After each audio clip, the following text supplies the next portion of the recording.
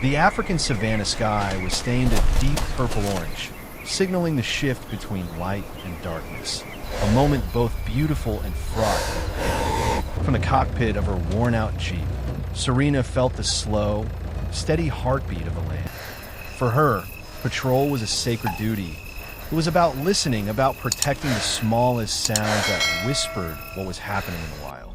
And then, the tranquility was torn apart. A high-pitched, desperate shriek, completely out of place among the normal sounds of the night. Serena gripped the steering wheel, immediately slamming the accelerator. The Jeep raced over the low acacia bushes, heading toward the sound of the cry for help. As she neared a clearing, the sight was horrifying. 6 hyenas, moving shadows with powerful jaws, had formed a tight circle. In the middle, a tiny calf, no more than 3 months old, was struggling in vain. This was Scar. The hyenas were executing their classic tactic. One acts as a lure while the others sneak in from behind, targeting the leg tendons. There was no time for hesitation. Serena hit the brakes, grabbed her rifle, and fired a shot into the air. The loud bang echoed across the savanna. The hyenas paused, but they hadn't given up. She quickly retrieved the flare, aimed it straight at the ground right under the lead hyena, and pulled the trigger. The flare exploded in a brilliant red light and a deafening boom. Finally, the pack broke, scattering into the tall grass. Serena stepped out of the Jeep, breathing hard. Scar stood there, trembling like a leaf, blood dripping from a small wound on its tail. It was completely alone. Serena knew that this was only the beginning of a difficult fight. The brilliant light of the flare had faded, but fear was still evident in Scar's eyes. The calf trembled, its small, curious yet anxious trunk nudging Serena's leg. In that moment, Scar placed its absolute trust in the woman who had just saved its life. It didn't run, it sought shelter. Serena bent down, placing a hand on the large ear, reassuring it with a soft voice. She knew she couldn't leave the calf alone. By the unwritten rule of the savannah, a mother elephant never abandons her young, so Scar's family had to be out there somewhere. Determined to find them, Serena began her search. The journey started slowly and arduously. The Jeep was safely left behind. Serena walked, carefully looking for signs.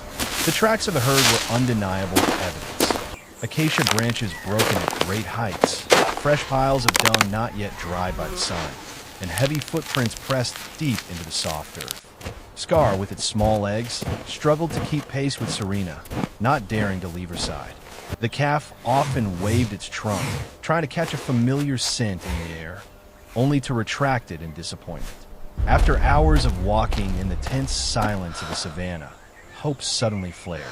In the distance, through the ancient baobab trees, Serena saw a large elephant herd. The sight of the mature, tall, and majestic female elephants brought a sense of security and protection.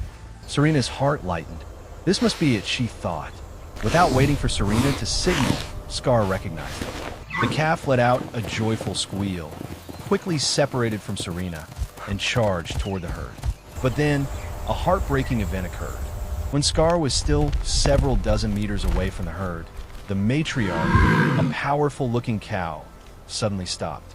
She spread her ears wide, emitting a low, deep, and menacing rumble of woe. The entire herd stood still, their gaze fixed on Scar with suspicion, not the recognition of family. Scar froze, its large, round eyes showing confusion and panic. Serena understood what was happening. Elephants rely on scent for kinship recognition. Scar, perhaps separated too long or belonging to another herd, didn't carry the familiar scent. This rejection was a heavy blow to the hopes of both Serena and the calf. Tears seemed to well up in Scar's eyes as it was isolated from the warmth and safety it craved. Serena quickly stepped forward, gently pulling the distraught Scar back. She hugged it close, feeling the trembling beneath the thick skin. A sense of failure washed over her, but she didn't allow herself to give up. They had to go back to re-examine the tracks one more time. There was only one faint, final hope, a weak, blurred footprint, seemingly from a lone elephant. Serena whispered to Scar, "Your mother is still out there, Scar. We will find her. They started again. This time, the road was much harder. Serena placed her faith in the faint, almost indiscernible track, the footprint of a lone, lost elephant. She believed that if Scar did not belong to the mighty herd, the real mother must be out searching for her child. It was a track of desperation and also a track of maternal love. A lone adult elephant on the savannah, she rationalized, was a sign of serious trouble. This path led them to a new challenge, crossing the hunting territory of a Cape buffalo herd. Serena was on high alert. African buffalo are notoriously aggressive, fiercely defending their territory, and can charge without warning. As they approached the dry riverbed, a large herd of about 30 buffalo appeared. The lead bull, with its massive, curved horns, looked at them with a menacing glare. The tension peaked. Serena knew the rules. Do not run, do not make direct eye contact, and move slowly and steadily. She placed a hand on Scar's back, transmitting the false calm she was trying to maintain. When the bull pawed the ground and performed a false charge, Scar flinched, wanting to run. But Serena held it back, forcing it to stay close to her, skirting around in a wide arc to avoid confrontation. 10 minutes felt like an eternity, but finally, they had passed the buffalo, stepping onto the opposite bank of the dry river.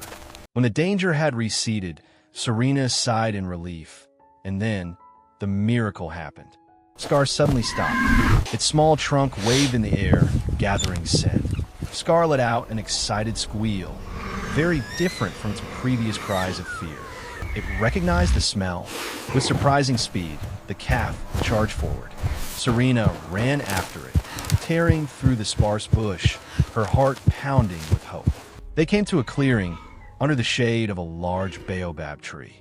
There, the mother elephant lay motionless. Scar rushed over, trumpeting mournfully, using its trunk to prod its mother's face, trying to push her up.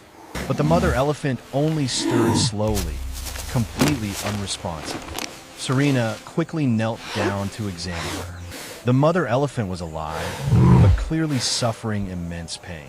She checked thoroughly and found the problem was not in the legs, but in the breathing.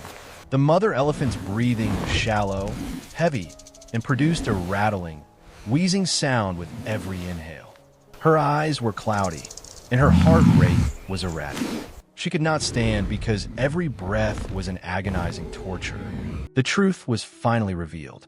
The mother elephant had not abandoned Scar. She was suffering from acute pneumonia and pleurisy, exhausted and unable to keep up with the herd. Every effort strained her lungs, forcing her to lie down. This was not a story of abandonment, but a story of dangerous illness.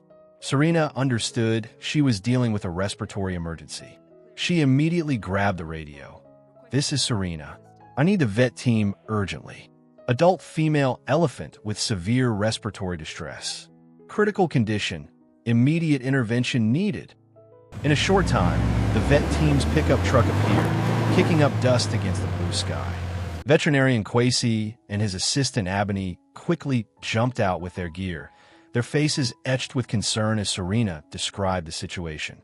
They swiftly confirmed the diagnosis: severe pneumonia and pleurisy. This condition is particularly dangerous for adult elephants because their massive body weight puts immense pressure on the lungs when they lie down.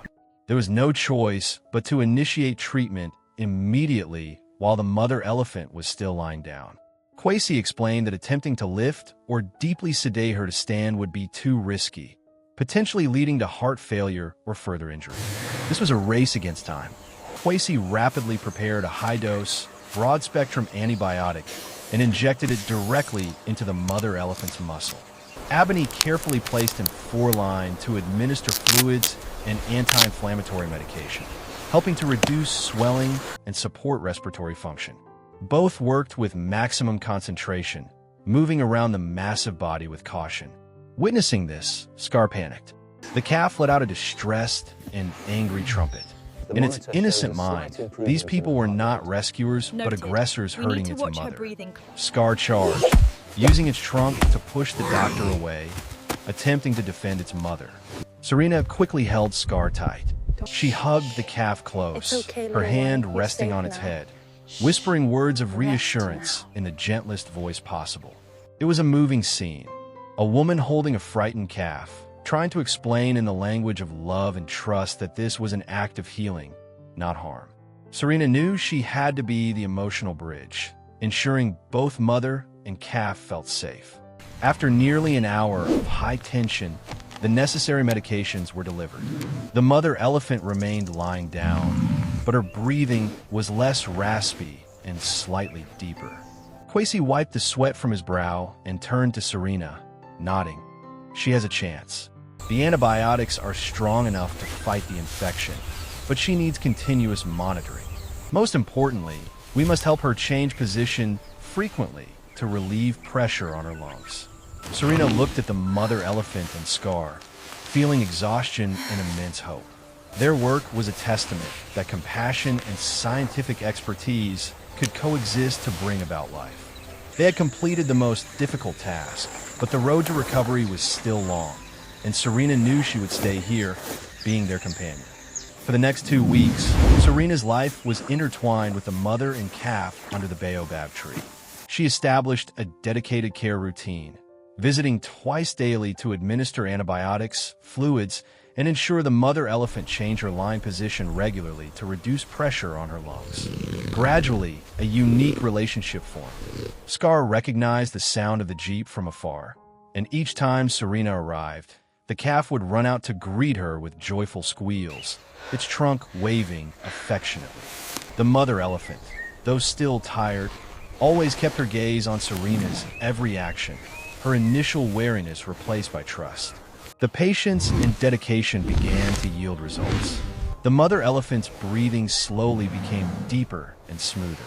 The heaviness of the illness faded, and strength gradually returned to her massive body. By the end of the second week, Serena performed the final check. She was delighted to see that the symptoms of respiratory distress had almost vanished. The lungs were functioning smoothly. As Serena packed up her equipment, the mother elephant slowly, yet powerfully, stood up completely. She shook her head gently, stretched her legs, and then she did something Serena would never forget. She turned to look at Serena. It was a silent, profound gaze, needing no words, yet filled with boundless gratitude. This was the greatest emotional reward for the long, sun-drenched days. The final moment of reunion came that afternoon. From the horizon, a deep, rumbling sound, like distant thunder, echoed, the trumpeting of the herd.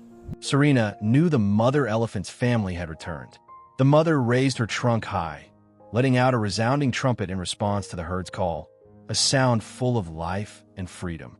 Scar, who was playing nearby, heard its mother's call and turned to look at Serena. The calf ran to her one last time, gently wrapping its small trunk around her arm, like a farewell hug.